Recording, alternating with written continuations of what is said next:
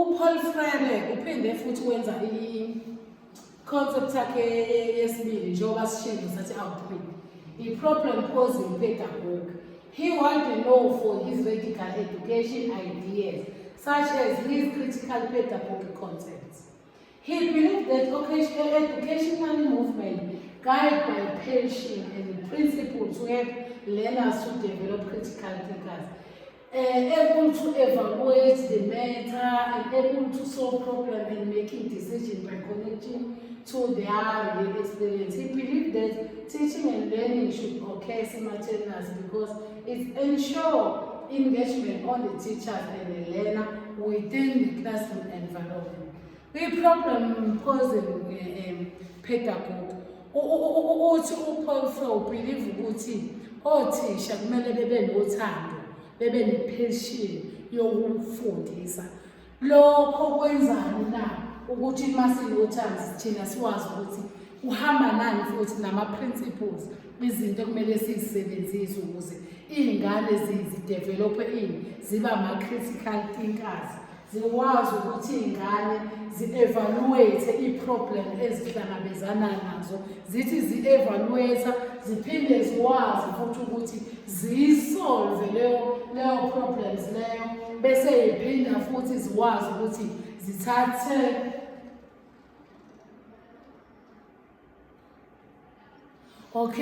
ziphinde futhi zikwazi ingane ukuthi mase ziwasolvela ama-problem zikwazi ukuthi ingane zenza ama-decision right. Uma sezenza ama-decision nazo zikwazi ukuthi zi-connect nama-experiences zazo. Lokho wasethi phinde futhi ethi i-teaching and learning uyakholela ukuthi yenzeke simultaneous, yenzeke kanye kanye, ngoba ngesikhathi ufundisa lezingane zila izingane za-engage la zikwazi ukuthi zizizwe nazo ziyingxenye yokufunda, ziyingxenye yala eklasini, zikwazi ukuthi zizizwe zamukelekile, zikwazi ukuparticipate ngendlela eyizo. Eyokugcina waveza i-dialogue. He sees dialogue as a critical tool in an ideal education. He recommended dialogue is promotes critical thinking since it deals with interaction.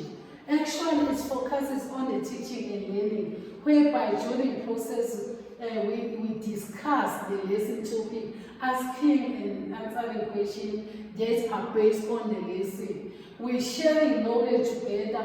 Learners are allowed to work in groups to develop their sharing and what they know and solve problems together.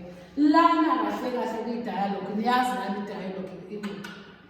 Kuyaxoxa la kuyashintshana. Njengoba eshethi yena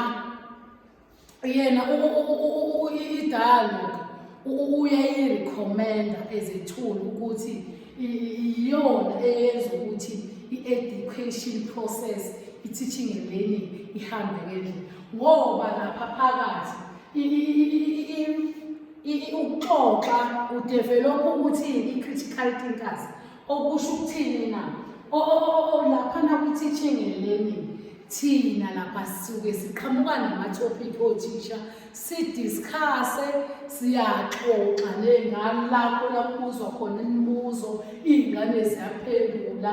Imibuzo lakhona khona irelate esifundweni, la khona siy'ngane zishare ama-pro knowledges, izinto ezizaziyo nezingane, bese kuthisha awazi ukuthi akhele pheywa lento le abangayazi ukuze i-teaching and learning yabo ibe right. Bese ikwazi ukuthi iy'ngane ziphinde zivumeleke ukuthi zisebenze ngama-groups, bese ikwazi ukuthi zisolve iy'nkinga ndawonye. Usho njalo uPaul Freire. uPaul Freire nje uyibambe lapho akayi